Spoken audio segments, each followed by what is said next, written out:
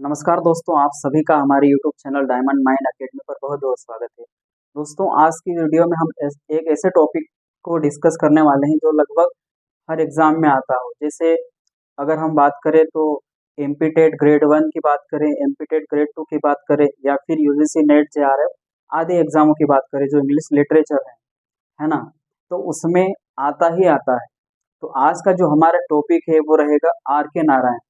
मैं आपको बिल्कुल सटीक जानकारी दूंगा जो एग्जाम ओरिएंटेड हो, जो एग्जाम में आता हो। तो चलिए हम स्टार्ट करते हैं। आर के नारायण। आर के नारायण दोस्तों, यदि हम आर के नारायण के फुल नेम की बात करें, है ना, जैसे ये शॉर्ट नेम है। अगर हम इनके फुल नेम की बात करें तो जो फुल नेम है वो होता है रासीपुरम कृष्ण स्वामी इयर नारायण। ये जो है आर के नारायण का फुल नेम है ना। तो कभी कभार आ जाता है कि आर के नारायण का फुल नेम क्या है, तो ये भी उसमें आता है।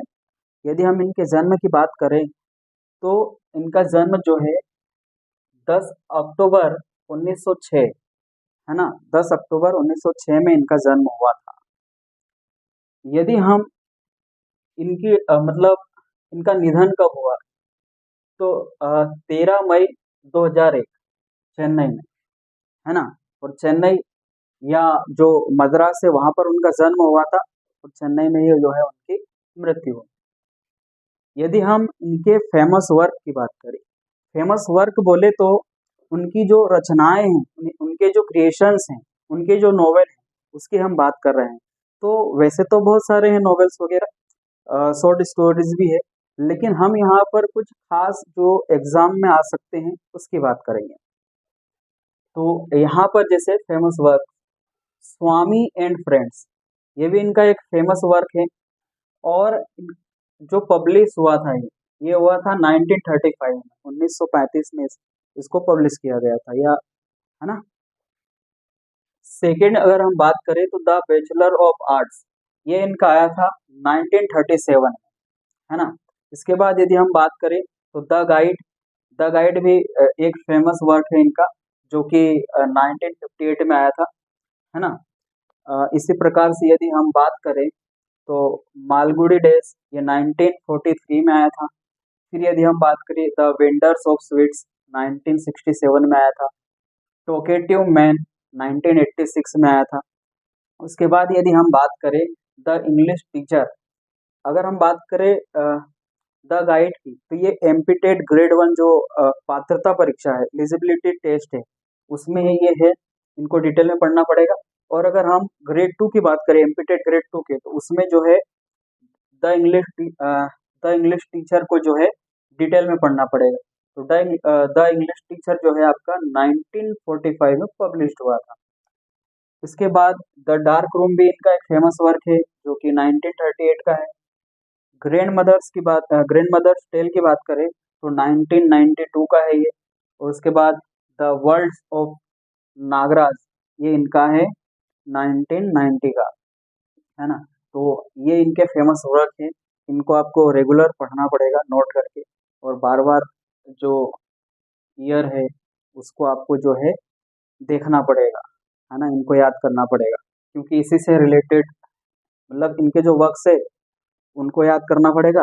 जैसे एग्जाम में दो चार वर्क दे देंगे कि इनमें से इनका कौन सा है, तो फिर आपको सिलेक्ट करना पड़ेगा आर के नारायण। और इनके जो पब्लिशन ईयर है वो भी आपको याद करना पड़ेगा। साथ ही अगर हम बात करें इनको जो है ऑनर्स एंड अवार्ड, इनको कौन कौन से अवार्ड है या पुरस्कार है वो मिले, अगर हम इसकी बात करें तो साहित्य अकादमी अवार्ड, ये जो है इनको 1960 में मिला है, मतलब 1960 में मिला है। और द गाइड के रिगार्डिंग मिला है ना। द गाइड जो है इनका फेमस एक वर्क है, तो उसमें बहुत अच्छा परफॉर्म या बहुत अच्छा रहा ये, इसलिए उनको दिया गया साहित्य अकादमी अवार्ड। उसके बाद इनको पद्म भूषण भी जो है 1964 में मिला, है ना। तो पद्म भूषण जो है उनको 1964 में दिया गया। इसके बाद यदि हम बात करें तो द पद्म विभूषण जो कि भारत का दूसरा सबसे बड़ा अवार्ड है। द पद्म विभूषण ये भी उनको 2001 में दिया गया। फिल्म फेयर अवार्ड से भी इनको नवाजा गया। ये सब आपको याद रखना पड़ेगा, कभी आ गए एग्जाम में तो फिर आपको जो है टिक कर देना है या फिर लिख देना है। ठीक है।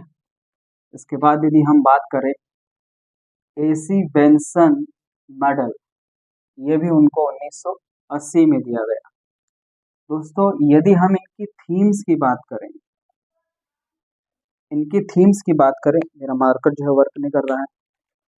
अगर इनकी थीम की बात करें तो ह्यूमन रिलेशनशिप से मतलब थीम, मतलब उनके विषय क्या रहे, उनके नॉवेल हो या शॉर्ट स्टोरीज हो, उनमें उनका विषय क्या रहा, किस टॉपिक पर उन्होंने लिखा।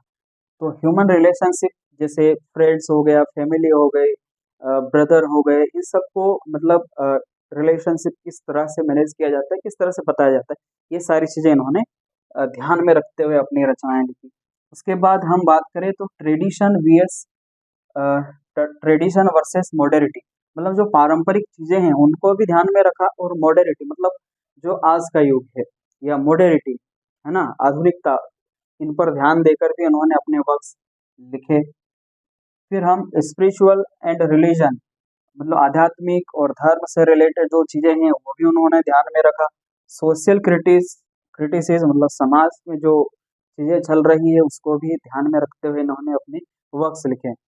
दोस्तों यदि अभी जैसे मध्य प्रदेश में एमपी टेट ग्रेड 1 का तो पात्रता परीक्षा होगी, लेकिन साथ ही साथ अभी जो एमपी टेट ग्रेड 2 की जो सिलेक्शन एग्जाम है उसमें आपको दिया गया है। इनके बारे में इतना तो हो गया, लेकिन द इंग्लिश टीचर, इनको जो है डिटेल में पढ़ना पड़ेगा इसको। तो इसको जो है मैं नेक्स्ट वीडियो में बताऊंगा आपको।